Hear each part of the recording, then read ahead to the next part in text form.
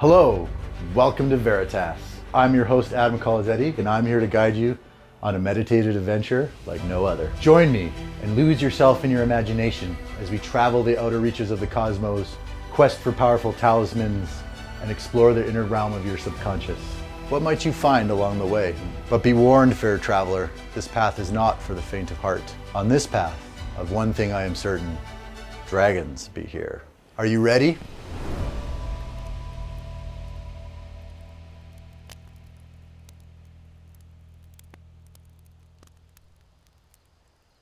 So how we're going to begin is you're going to sit comfortably, however that means to you. Could be legs crossed, could be sitting in a chair, whatever it is, sit somewhere comfortably that you feel relaxed and comfortable. And you're going to close your eyes and you're going to take 3 deep breaths. Deep breath in, count to 4. Deep breath out, count to 4. And each time you exhale, you're going to try and relax your body a little bit further. So you're going to inhale, pause, exhale. Pause. So as you're doing this and you're relaxing, it's in those pauses between breaths where we're going to go. That is where your creativity meets your imagination, meets your subconscious. So let's see what awaits you in the spaces between breaths. Breathe. Remember your breath. Right now it is calm and deep. It is what it needs to be to access memory, to imagine another world. Breathe deeply and let go of your reality. Exhale slowly and purposefully, and like a key turning a lock, slip between the surface of another world. It is a special feeling when your entire body is engulfed in extreme cold. Every nerve on the surface of your skin cries out simultaneously, and in a way, you'll never feel more alive than right then and there in that moment. The body's natural reaction is to inhale sharply, which unfortunately doesn't bode well if you are submerged in an alien ocean. That initial intensity is almost immediately followed by a numbing of the senses, which combined with the darkness of the deep creates an almost instantaneous spiritual experience. Your mind, free of the distractions of the body, is free to simply drift. The shock of the sensation followed by the cool blanket of the deep disrupts and soothes your thoughts. You are never more perfectly present than in this moment, unaware and uncaring that it precludes your most certain doom. Do not fight it. Just simply let yourself drift deeper and deeper. On the surface, the icy cracks begin to blend together, and the cracked mirror slowly returns to a smooth, glossy finish. The starry night reflected on its surface once more.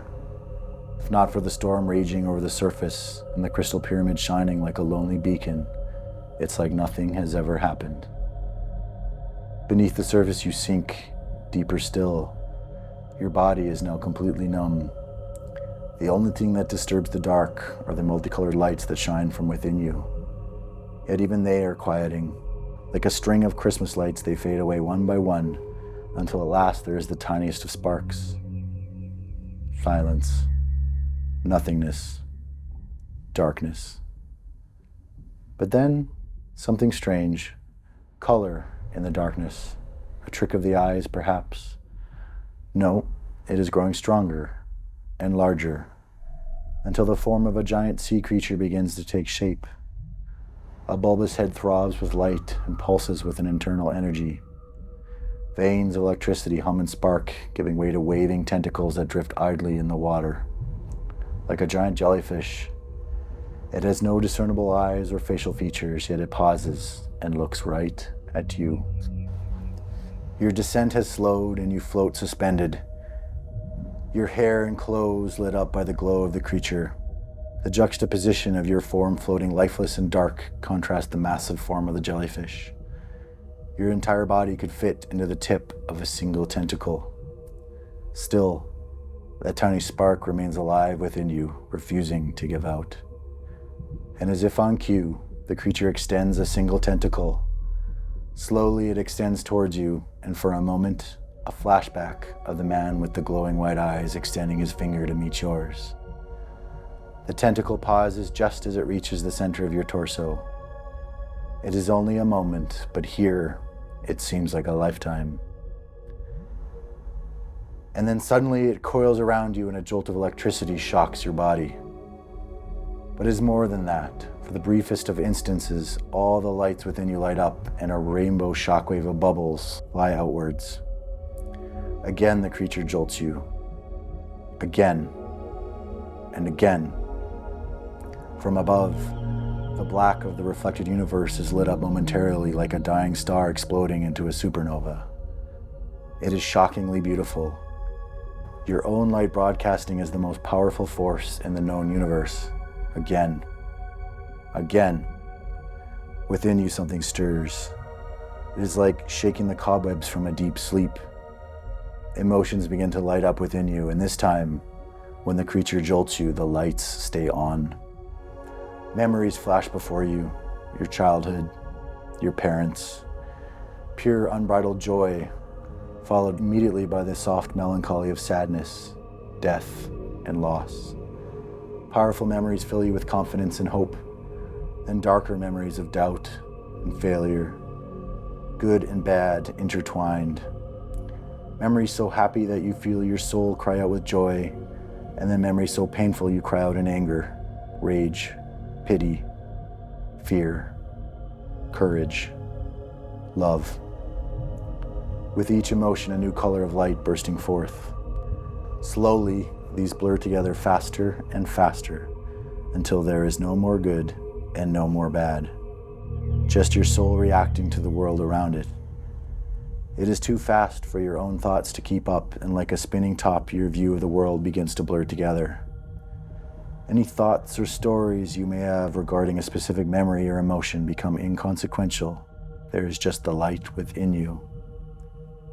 The creature delicately withdraws as your own light shines brighter and brighter. Like a coordinated symphony, the creature reflects your light back at you until it becomes a mirror to your own soul. It is something impossible to put into words, other than to say it is a kaleidoscope of color and frequency that is alive. Deep within you, something stirs, something that hasn't been awake in a long time. It is a hunger for life that is unbounded. Brighter still the lights shine and spin, and maybe, just maybe, it is enough to pull you out of the dark. Deeper and deeper within you, the light burns.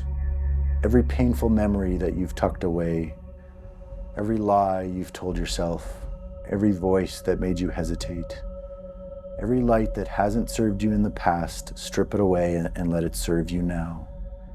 Be thankful for each emotion, both good and bad, and embrace them. Let them in. Let them truly in. With a sudden epic burst of raw emotion, an explosion of light bursts from within you. Your eyes and mouth shine like beacons in the dark as your chakras light up like a Christmas tree. Somewhere, alone in the dark, a part of you died, and in doing so, it freed your soul to truly awaken. Your eyes snap open. The creature is gone, although you can feel the resonance of its passing. You can't see much this deep, but you don't have to. You are aware of every current, every ripple, and this world eagerly awaits your touch. You don't will yourself up so much as feed an emotion that lights at the right frequency to cause the water to move. Like a flash, you shoot up towards the icy blocked surface, but there is no collision. The icy barrier explodes outwards as you pass through, and the quiet of this lonely, jagged planet is once again pierced. Ice and water rain down around you, refracting the starlight, which in turn dances across the icy surface. You breathe in deeply. To your left, the crystal pyramid is like a beacon of potential, silently daring you to peek inside and embrace the creative spirit within you. To your right, the storm roars and rages. It is the opposite of the light burning inside you, and in this moment, you understand your choice to be clear. Embrace the beauty within you and seek the magic within the pyramid, or face the dark of the storm and with it, your fears and all that is holding you back. Which will you choose, I wonder? Is there really a difference? Hello and welcome to Veritas. This is episode 3 of the Pluto series, and Pluto is all about rebirth and transformation. And we just had a pretty epic episode 3. If you haven't checked out episode 1 and 2, Definitely recommend it. Go check them out. But today I have my good friend John Estabrooks. He's here with me today. Thanks for coming on the show, John. Hi, Adam. Thank you very much. We literally just finished reading episode 3, so John's mind is still spinning, hopefully with crazy details. Yeah. But this one was all about balance, which is crazy because John just drew a badger animal card, which is all about balance. So we were like, whoa, this is crazy. So first impressions of episode 3, we fell beneath the ice. It was kind of ominous. We ended on a cliffhanger there on episode 2. Well, the biggest thing for the thing was in episode 2, we dropped our clothes. Right. We dropped the jacket, we dropped the boots. Mm-hmm. So it was like I went into this thinking, okay, I'm not taking things I don't need. Okay. And then when you went into the water with whatever that was, yeah, it was amazing because it was like you didn't have anything that you didn't need. Okay. You went through all this stuff going like, if I hadn't done all this stuff, I wouldn't be where I was, or as strong as I was, or as strong as I am. Yeah. And so it's a really interesting of having to go into that almost naked, Right. to get the answer for what you got out of it. Cool. And then I'm so excited because I want to go to the storm, not the pyramid. And I'm like, what? Okay, why do I want to go to the storm? Cool. We just got away from that. Right? So we sunk down in the water. There was, this giant kind of jellyfish creature. Yeah. For me, my favorite imagery was this giant creature just dwarfing your tiny little body and just like shocking you. And then the view from above, like the ice is like lighting up as it's happening. Yeah. And of course, you're going on your own journey there, like you said, about kind of like letting go and kind of accepting or something of that nature. Well, it's when you said all the chakras lit up, it had to be, you have to get through the stuff you have to clean out the garbage. Right. And that's what I felt like each time he was shocking you, Yeah. was you're getting another idea from your past. Like you've cleaned something else up. Let's clean up the next. And if he didn't shock you, you wouldn't have opened up your chakras, or you wouldn't open your eyes to what was going on. And there was balance there, right? There was happy memories, sad memories. Yes.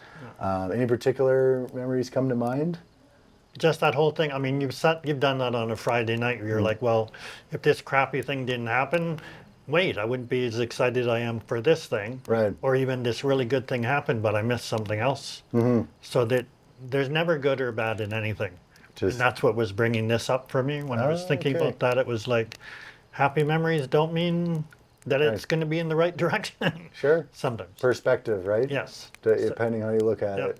And then the balance, because also if I'm balanced, I'm willing to take the risk for, okay, what is going on in that storm? Yeah. But if I'm not balanced, I'm heading right for that pyramid. Okay. I love that, right? Right. There's the wisdom from the elephant from last time, right? Yeah. So, and the piece, of course, you drew the dove in the first episode. Yeah.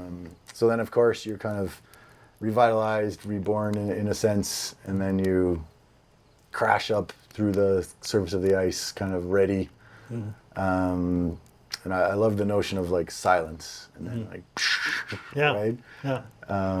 Because I feel like sometimes that's how life needs to be. Sometimes it's quiet, sometimes it's not so quiet. Yeah. So now the choice, you already mentioned, right? You choose. You're going to the pyramid or you're going to the storm. I'm waiting to see where this takes us. Okay. I'm definitely team storm. Right? Storm. We're going to the storm. Okay, cool. All right, well, John has picked the storm, so we will go to the storm next. But if you are watching, choose for yourself. So you can either jump to episode 4 will be the storm, or just jump to episode 5 and do the pyramid, and then you can watch them in whatever order that you choose. So that's exciting. Yeah, right? Okay. But okay, we're going to battle next then. Okay, awesome. Looking forward to it. Thanks. Thanks, John. Join me each week as a new chapter unfolds. What worlds will we explore next? What gods and monsters will we find? What part of yourself will awaken? Only one way to find out.